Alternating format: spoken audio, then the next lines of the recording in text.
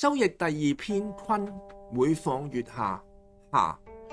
六五黃裳元吉，黃係顏色，中華民族人民嘅膚色；裳係衣服，黃裳係指君王至士官所指定嘅服裝；元係探查追尋事物之原本；吉得到好嘅事物。解作王和士官仍穿着官服，如領導人等人仍緊守崗位，探查困境問題因由，與那位工作相關，然後各展所長，盡力去解脫。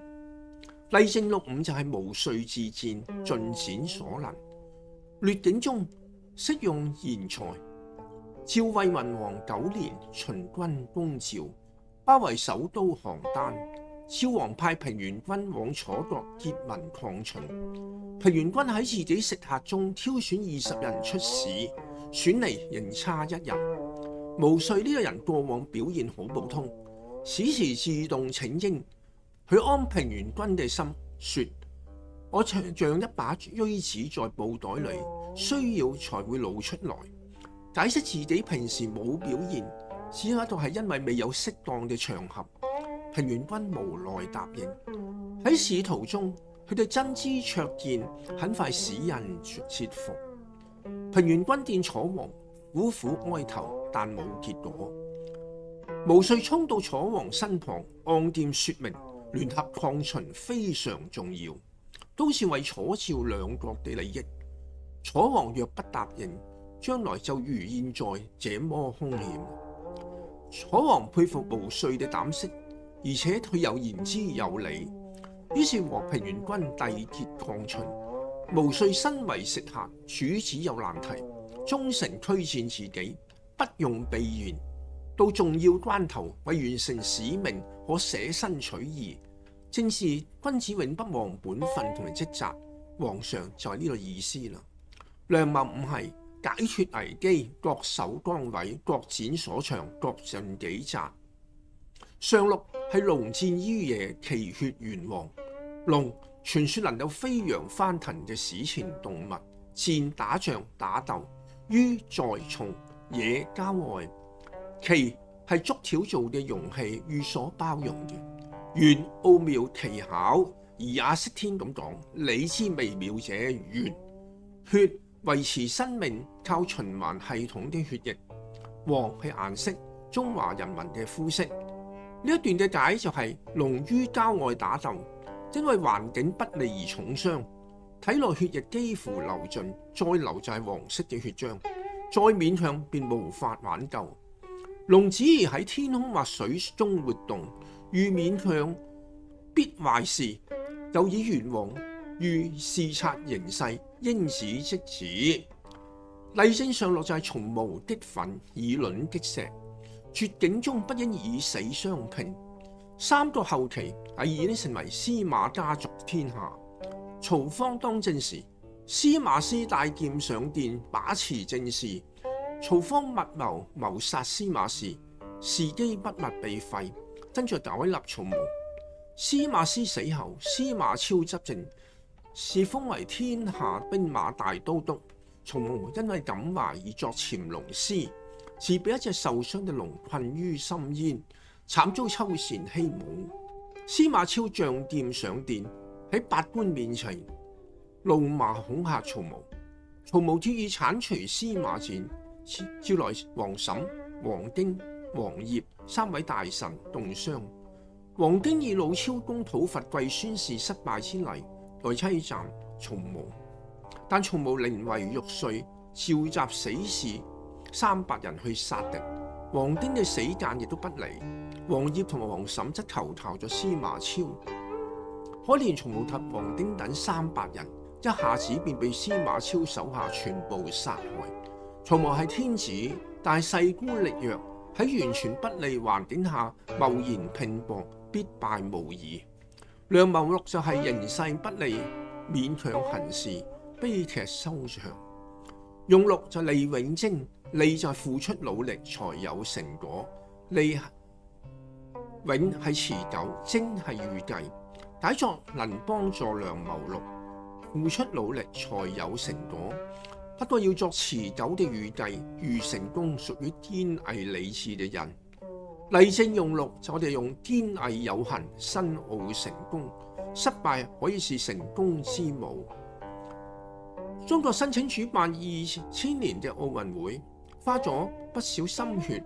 中國當時亦都仍然係發展中嘅國家，舉辦國際大型節目經驗有限，其他國家對中國亦未有足夠信心，覺得好多問題未解決，結果中國僅以些微票數輸給澳洲。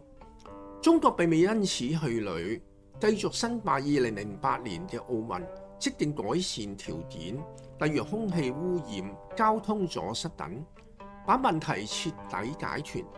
喺國際運動會上，包括2000年嘅奧運，屢獲佳績，令人刮目相看。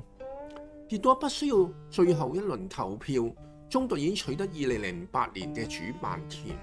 個梁謀錄就係挫折並非一件壞事，可作為參考和磨練。天毅理智嘅人憑恆心毅力吸取教訓，必能夠成功。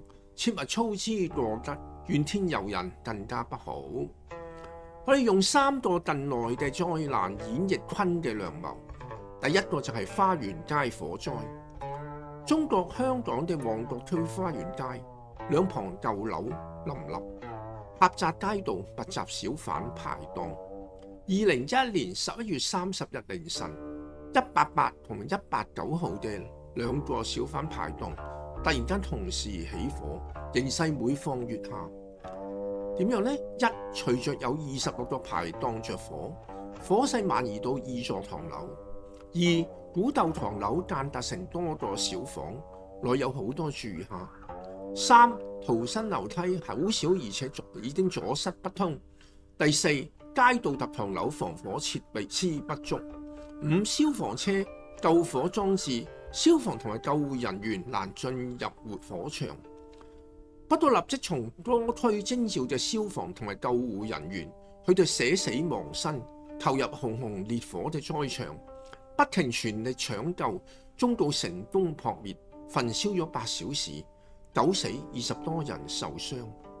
災後作出檢討，整理排檔，避免漏電，改善屋宇，舊樓亦都有完善嘅消防設備同埋走火通道。第二就係切爾諾貝利核電站爆炸。1986年4月26日，烏克蘭切爾諾貝利核電站第4號反應堆發生爆炸，釋放輻射線劑量係廣島的原子彈嘅400倍以上。31人因為巨量輻射當場死亡，320萬人受到超量輻射，有17萬人喺事故發生後10年內死亡，總共損失咗大概2000億美元。普里皮亞貴城因此被廢棄。當時蘇聯管治劃出1600個平方英里嘅禁區，用混凝土造成嘅石棺蓋在4號核反應堆上。2017年再次鋼鐵造成嘅棺覆蓋整個核電廠區。以上措施減低輻射擴散到全球，亦都避免核污染當地嘅土壤水源。否則誰敢食用購買烏克蘭嘅農產品？擁有核電廠的國家應該吸取其教訓經驗，不幸發生核災難，亦都如是杜絕洩漏擴散。第3就係新型冠狀病毒感染嘅肺炎。2019年12月27日，中國武漢市爆發不明原因肺炎。中國衛生專家於12月30日即嘅行動。香港卻有所謂專家匆匆往武漢，認為今次疫情又係國人吃野味闖禍，而且已經失控。有外國元首聽信，責罵追究中國，就要對客賠償，令形勢每下愈況。2020年1月7日，中國疾管中心成功分離出病毒株。12日，武漢市衛生健康委將病毒定名為新型冠狀病毒感染嘅肺炎，把病毒基因組序列發布予世界衛生組織及流感共享資料庫，全球得以共享。16日，中國優化完成聚合酶鏈式反應 PCR 診斷試劑可投入為病人篩檢。2月3日，國家主席習近平指出要完善同埋加強防控，落實早發現、早報告、早隔離、早治療4早的措施，全力救治患者，提高收治率同埋治癒率，降低感染率同埋病亡率。從全國調集22支國家緊急醫療救援隊喺武漢市興建方艙醫院。15日，7個診斷點克試劑核准上市，篩選部分藥物，成立治療方案，研發疫苗，建構動物模型等。16日，由中國、德國、日本、韓國、奈及利亞、俄羅斯、新加坡、美國及世界衛生組織20名專家小組聯合專家考察小組，以9天時間對北京、成都、廣州、深圳同武漢等地進行實地考察研究。18日，全國新增治癒出院病例數超過新增確診病例數，確診個案開始下降啦。29日，中國與世界衛生組織聯合發表考察報告，認為面對前所未知的病毒，中國採取咗歷史上最勇敢、最靈活、最積極嘅防控措施，盡可能迅速地壓制病毒傳播。中國人民凝聚共識，團結行動，使防控得以全面有效實施。3月2日，習近平提出盡最大努力挽救更多病患生命，加強藥物、醫療裝備研發同臨床救治同埋臨床救治相結合，實際提高治癒率，降低病亡率。3日，新型冠狀病毒肺炎診療方案試行第7版發布，喺傳播途徑、臨床表現、診斷標準等多方面修改同完善，強調加強中西醫結合。10日，習近平指出湖北同武漢疫情防控形勢向好，取得重要成果，但疫情防治任務依然艱巨繁重，要慎終如始，再接再厲，善作善成。11日，世界衛生組織總幹事譚德塞表示，新冠肺炎疫情已具有大流行特徵。仍然喺3月11日至17日，中國疫情高峰已過，新增發病數持續下降。17日，首批42支國家援鄂醫療隊撤離武漢。3月18號至4月28日，武漢市患者清零，全國境內疫情零星，但境外疫情快速擴散蔓延。中央確定外防輸入、內防反彈策略，及時處置聚集性疫情，分類推動復工復產，關注境外嘅中國公民。至到2020年5月31日，中國確診咗83017例，治癒出院嘅有78307例，死亡4634例，治癒率為94.3%，病亡率為5.6%。